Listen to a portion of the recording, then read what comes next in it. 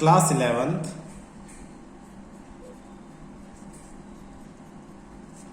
Physics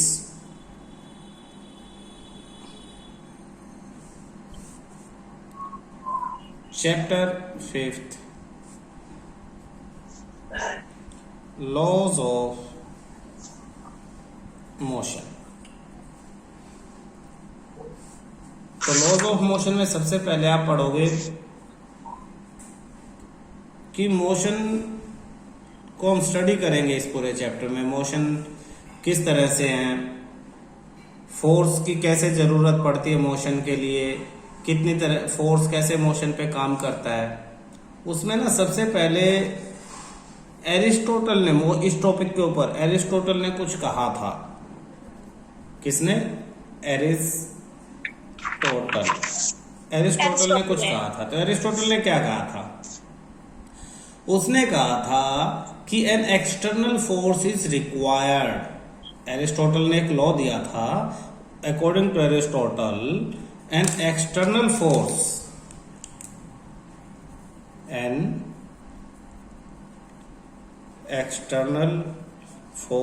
is required to keep a body in motion, to keep a body in motion। और आज भी जो लोग फिजिक्स नहीं पढ़ते या फिजिक्स में जिन्होंने ये चैप्टर नहीं पढ़ा, ठीक है, जो पढ़े लिखे नहीं है या जो आर्ट्स पढ़ी है, जिन्होंने कॉमर्स पढ़ी है, साइंस पे ध्यान नहीं दिया, वो यही बात आज भी मानते हैं। आप सोचो कि आप साइकिल चला रहे हो, तो साइकिल चलाए रखने के लिए आपको एक्सटर्नल फोर्स लगानी पड़ेगी या नहीं लगानी पड़ेगी?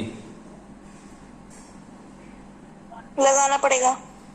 अगर हम सारी फोर्सेस हटा दें साइकिल पे से और आप साइकिल चला रहे हो, साइकिल चल रही है, सब फोर्सेस हटा दी, तो साइकिल चलती रहेगी या थोड़ी देर के बाद रुक जाएगी?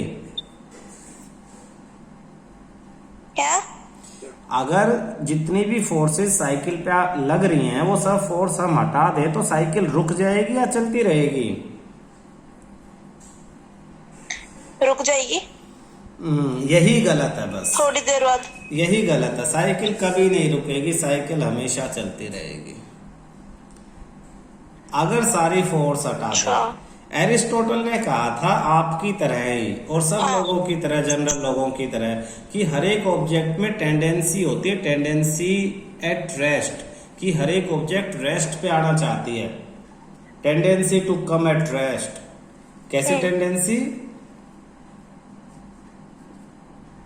Tendency to come at rest, rest पे आने की टेंडेंसी हर एक ऑब्जेक्ट में होती है, एरिस्टोटल ने कहा था।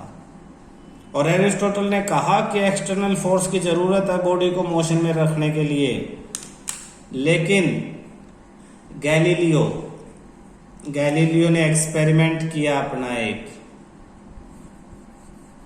गैलीलियो ने एक्सपेरिमेंट किया और गैलीलियो ने एक्सप्लेन किया कि अगर सारी फोर्स हटा दें तो ऑब्जेक्ट विदाउट एनी फोर्स, अगर कोई भी एक्सटर्नल फोर्स ना हो, विदाउट एनी एक्सटर्नल फोर्स, बिना एक्सटर्नल फोर्स, कोई भी एक्सटर्नल फोर्स ना हो, तो बॉडी रेस्ट पे है तो रेस्ट पे ही रहेगी, मोशन में है तो मोशन में ही रहेगी।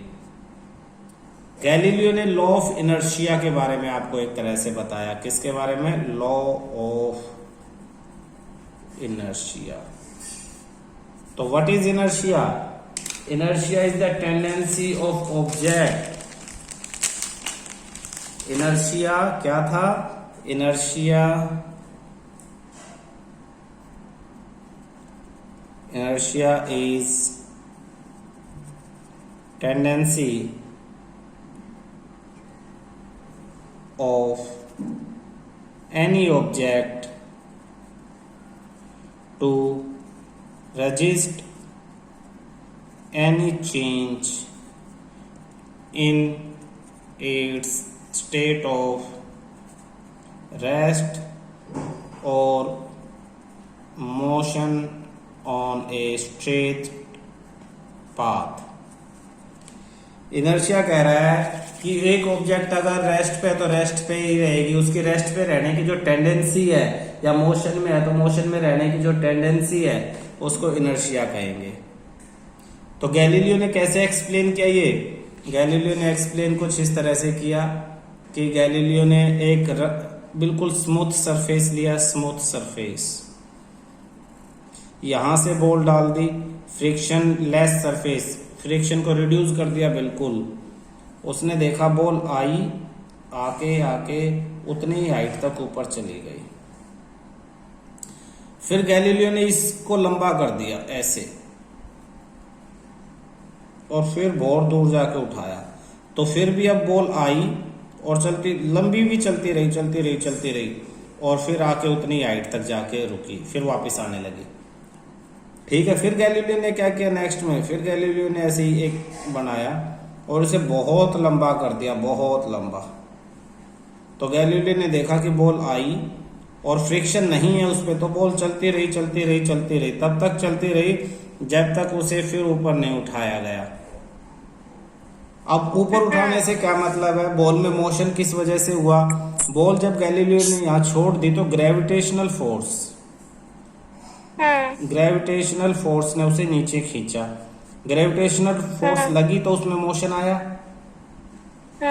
और जब वो ऊपर गई तो ग्रेविटेशनल फोर्स की अपोजिट डायरेक्शन में लगी तो वो रुकी।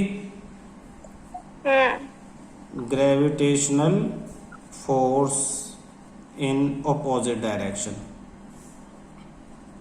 अपोजिट डायरेक्शन, जब ग्रेविटेशनल फोर्स अपोजिट डायरेक्शन में लगी तब बॉल रुकी। अगर ग्रेविटेशनल फोर्स जब तक अपोजिट डायरेक्शन में नहीं लग रही है, बॉल पे कोई फोर्स नहीं है, बॉल चलती जा रही है।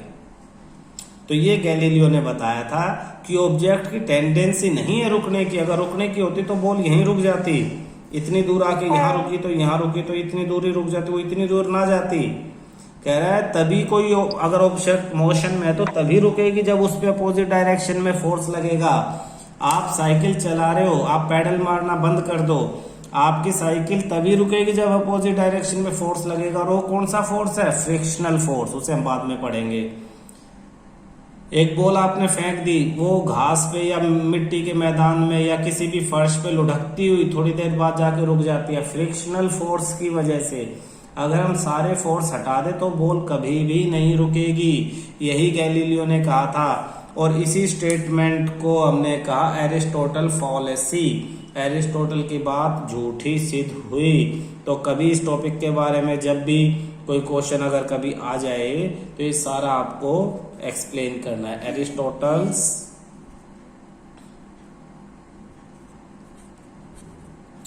फॉलेसी, ठीक है, ये आपका फर्स्ट टॉपिक था। इनर्शिया आपको समझ में आया? इनर्शिया तीन तरह के होंगे, inertia of motion, inertia of rest, inertia of motion and inertia of direction. तो इनर्शिया आपके 3 types of inertia,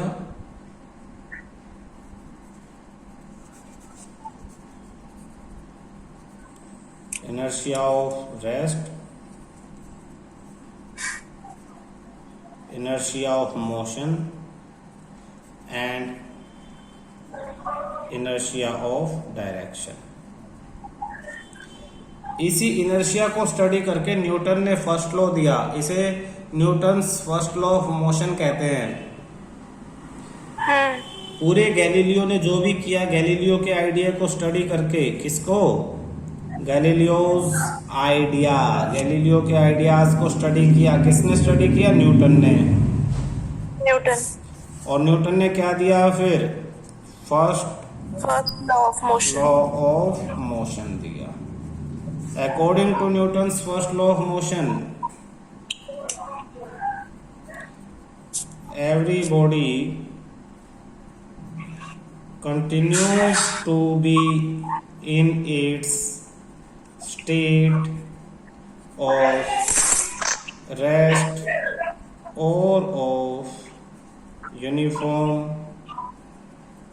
motion in a straight line unless compelled by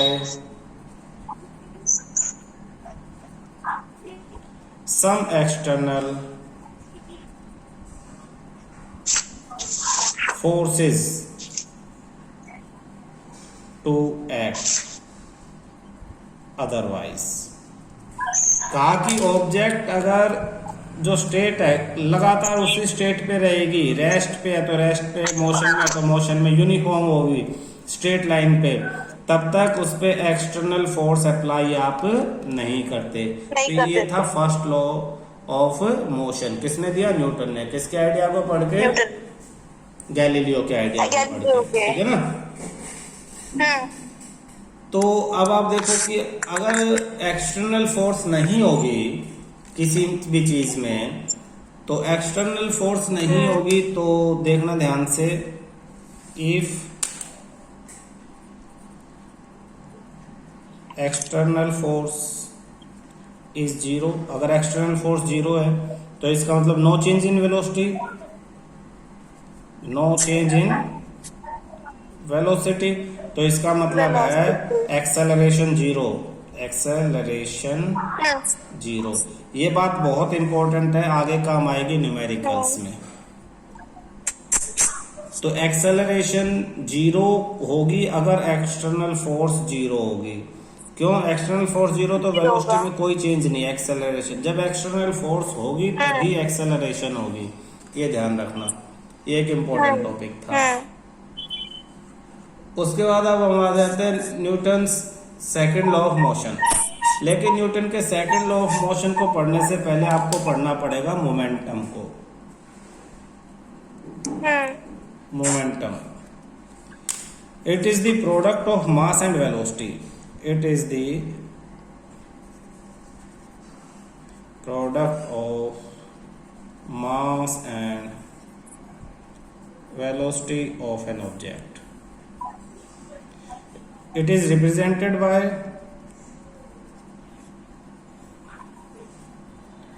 P.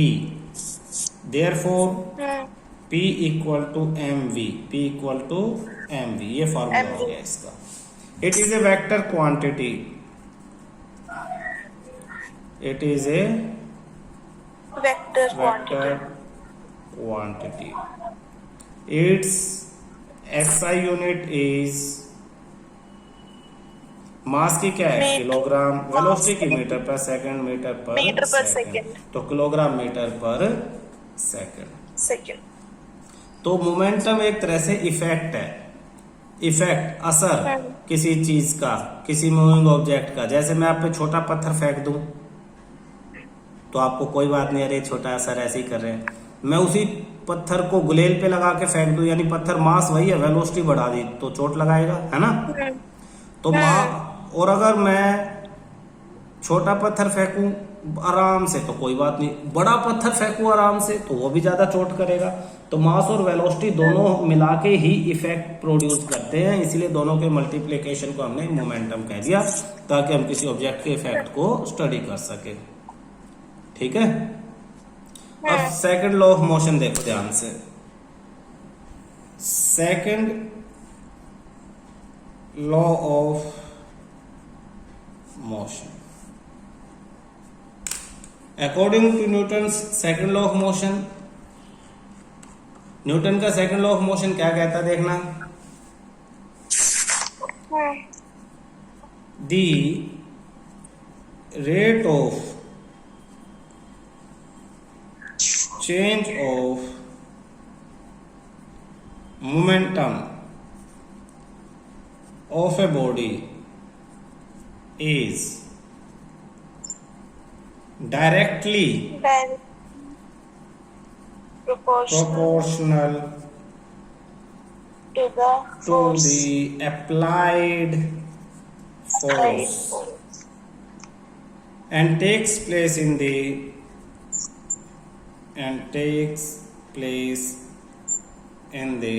direction in which force acts, in the direction in which force acts। कहता है कि change in momentum, rate of change in momentum, यानी change in momentum ये, और जहां भी rate of आ जाए तो डिवाइड में टी, तो change in momentum, rate of change in momentum is proportional to applied force. और चेंज किस डायरेक्शन में आएगा? जिस डायरेक्शन में आप फोर्स लगाओगे, जिस डायरेक्शन में आप फोर्स लगाओगे उसी डायरेक्शन में ये चेंज आएगा। ठीक है, तो इसे हम थोड़ा सा आगे करते हैं, देखना। Therefore force proportional to rate of change of momentum. Proportionality के साइन को हटा के हम कोई कांस्टेंट के मल्टीप्लाई कर देते हैं। फोर्स इक्वल टू के डेल पी अपॉन में डेल टी, है ना। हाँ जी। अब कहता है अगर टी बहुत छोटा हो, change in time, if change in time tends to 0, तो डेल पी अपॉन जो डेल टी है ये बिकम्स, इसको हम D P upon D T लिख देते हैं डिफरेंशिएशन वाले सिंबल में। Small change in time with small change in momentum, पता है ना, डिफरेंशिएशन मतलब स्मॉल चेंज, तो इसको ऐसे चेंज कर देंगे हम। तो अब ये हो जाएगा F इज इक्वल टू के डी पी अपॉन में डी टी। मोमेंटम का क्या फार्मूला? Mass into velocity. तो F इज इक्वल टू के D mass into velocity upon में डी टी। अब मास तो कांस्टेंट है, मास तो बाहर आ जाएगा। तो F is equal to K into M into D V upon D T. अब तुम बताओ, पिछला जो तुमने पढ़ा था उसके according D V upon D T क्या होता है? Acceleration. Acceleration M A, D V upon D T था आपका एक्सेलरेशन, तो एम ए। अब ये एक फॉर्मूला आ गया आपके पास।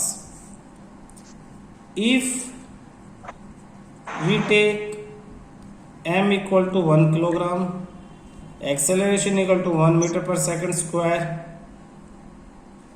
And force equal to 1 newton, then K equal to क्या हो जाएगा? 1। एक्चुअली क्या है, 1 किलोग्राम मास में 1 मीटर पर सेकंड स्क्वायर जो एक्सेलरेशन प्रोवाइड करे, उसी फोर्स को हमने 1 न्यूटन ले लिया। उसी फोर्स को क्या ले लिया हमने? 1 न्यूटन। तो इससे हमने के की वैल्यू क्या निकाल ली? 1। Therefore F is equal to M A.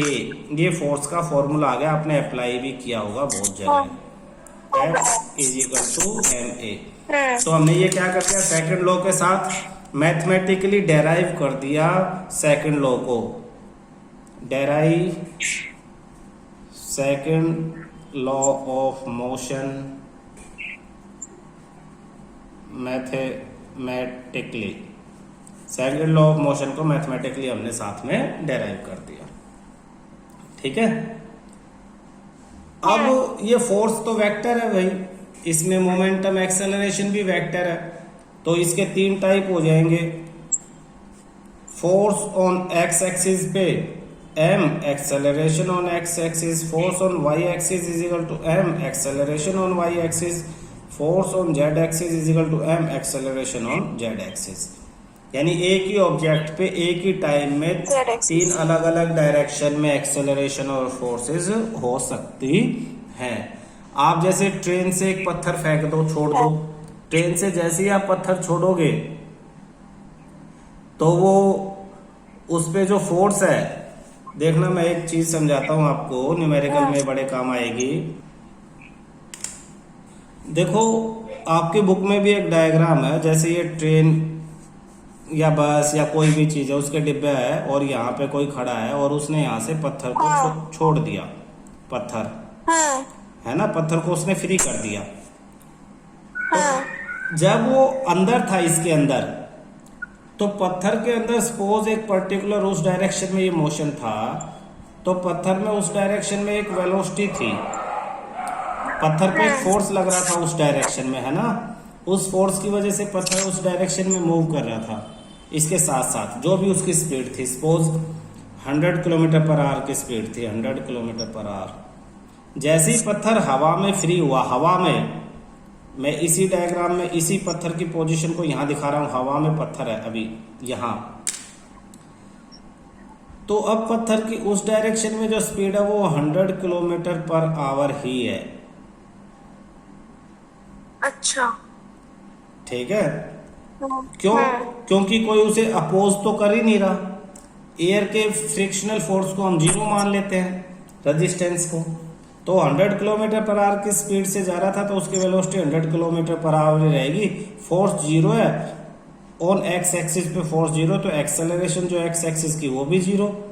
तो इस तरफ तो कोई चेंज नहीं आएगा। लेकिन नीचे की तरफ पत्थर के आते हुए, नीचे की तरफ आते हुए, क्योंकि पत्थर उधर तो जाएगा, साथ साथ नीचे भी आएगा। नीचे क्यों आएगा? क्योंकि नीचे की तरफ उस पे फोर्स काम करेगा एम जी, एक्सेलरेशन आपकी जी के बराबर हो जाएगी। तो वाई एक्सिस पे ये फोर्स काम करेगा, on Y axis, on Y axis, जिसकी वजह से पत्थर ऐसे, फिर ऐसे, फिर ऐसे, फिर ऐसे, फिर ऐसे जाके ऐसे ग्राउंड पे आके टकरा जाएगा। ऐसे, इस तरह से। कितनी देर में टकराएगा वो डिपेंड करेगा कि ये हाइट कितनी है, हाइट। क्योंकि इस हाइट को acceleration s is equal to U T plus half A T square, ये फॉर्मूले लगा लेंगे हम। इनिशियल वेलोसिटी वाई एक्सिस पे तो जीरो थी, s हमें पता, एक्सेलरेशन पता, टाइम निकाल लेंगे। s मतलब ये हाइट, ठीक है। तो कितनी दूर टकराएगा? ये वही वाला प्रोजेक्टाइल मोशन है, वही वाला। कितनी दूर टकराएगा? यहाँ से यहाँ तक। तो इनिशियल वेलोसिटी 100 थी, और जितना टाइम होगा वेलोसिटी इनटू टाइम, ये आपका डिस्टेंस आ जाएगा। तो ये बिल्कुल बेसिक चीजें हैं, ये आपको ध्यान रखना है कि अलग अलग एक्सिस पे फोर्स, एक्सेलरेशन सब अलग अलग तरह से काम करेंगी, ठीक है। ये चीजें समझोगे तभी न्यूमेरिकल अच्छी तरह से होंगे। Example 5.2, A bullet of mass, bullet of mass 0.04 kilogram moving with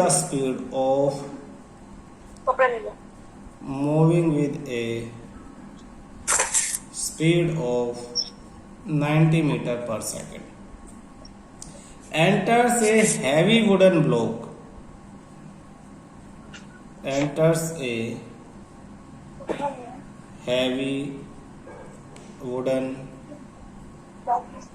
block, and is stopped after a distance of 60 centimeter. What is the average resistive force? What is the average resistive force exerted by the block on the bullet? Exerted by the block on the bullet. Question समझना, bullet है जिसका मास कितना है 0.04 kilogram, speed दे दी 90 metre per second. तो ये initial velocity दे दी bullet की, ये bullet है, और इसकी जो इनिशियल वेलोसिटी है u 90 मीटर पर सेकंड दे दी, ये इस डायरेक्शन में जा रही है। Heavy wooden block and stopped after a distance of, एक बड़ी सी लकड़ी की ब्लॉक में ये घुस गई, और घुसने के बाद ये रुक गई आगे जाके, इसमें चलती रही, यहाँ आके रुक गई। अच्छा। यहाँ के तो कितनी दूर आके रुकी इसके अंदर? 60 सेंटीमीटर। तो यहाँ से यहाँ तक 60 सेंटीमीटर इसने डिस्टेंस ट्रेवल कर लिया इसमें, ठीक है। तो इस केस में देखना आप, ये बुलेट थी, ये यहाँ रुकी 60 सेंटीमीटर पे। तो इसने पूछा है व्हाट एवरेज रेजिस्टिव फोर्स, कितना फोर्स लगाया गया, कितना फोर्स लगाया गया, किसके द्वारा? इस ब्लॉक के द्वारा। किस पे? इस बुलेट पे। तो फोर्स पूछा है, फोर्स का formula F is equal to ma। m तो हमें क्वेश्चन में दे ही दिया बुलेट का। निकालना क्या है? एक्सेलरेशन। किसी तरह से एक्सेलरेशन निकल जाए तो हमारा काम हो जाए। हमारे पास क्या है, यहाँ इस सीन में देखना, हमारे पास इनिशियल वेलोसिटी है क्योंकि जो यहाँ वेलोसिटी होगी वो यहाँ होगी, u है। फाइनल वेलोसिटी भी है हमारे पास, बुलेट रुक जाती है तो final velocity v equal to 0 metre पर सेकेंड, और दोनों के बीच का डिस्टेंस s भी है, s is equal to 60 upon में 100 मीटर यानी 0.6 मीटर s भी है। अब s है आपके पास, v है, u है, a निकालना है। तो आप जब तीनों फॉर्मूले लिखोगे, थर्ड v इक्वेशन इज से इक्वल ना, to u plus A T और s is equal to U T plus half A T square और 2as equal to V square minus U square, तो समझ में आएगा, ये फिट हो जाता है इस पे। हाँ ये वाला। तो पुट कर दोगे 2 इंटू ए इंटू एस की जगह 0.6, वी स्क्वायर यानी 0 का स्क्वायर माइनस यू स्क्वायर यानी 90 का स्क्वायर, तो 6 टू जा 12, 1.2 acceleration equal to minus 90 into 90 upon 2 into 6/10, तो 10 ऊपर मल्टीप्लाई कर दिया, 2 से कैंसिल 45 और 3 से कैंसिल, 3 2 जा 6, 3 1 जा 3, 15 जा, फिर ये 2 से कैंसिल 45, 45 तो ये एक्सेलरेशन माइनस 15 मल्टीप्लाई 45 मल्टीप्लाई 10, तो acceleration -6750 metre per second square. तो force, retarding force F equal to M A, mass कितना है 0.04 इंटू -6750, ठीक है। अब ये रिटार्डिंग फोर्स था, तो रिटार्डिंग फोर्स नाम दे दो, माइनस लिखने की जरूरत नहीं है, रिटार्डिंग डी एक्सेलरेशन है, या लास्ट में नाम दे देना। पॉइंट हटा तो नीचे 100 लगा, 1 0 से तो 1 0 कैंसिल, फिर 4 से मल्टीप्लाई कर दो, 4 5 जा 20, 0 2 4 7 जा 28, 30 0 3 4 6 जा 24 और ये 27, एक 0 यहाँ लग गई पॉइंट की वजह से, तो 270 newton. Negative sign indicate that force is retarding opposite direction में, retarding in opposite direction of motion, opposite direction में काम कर रहे हैं इसलिए नेगेटिव साइन आया है।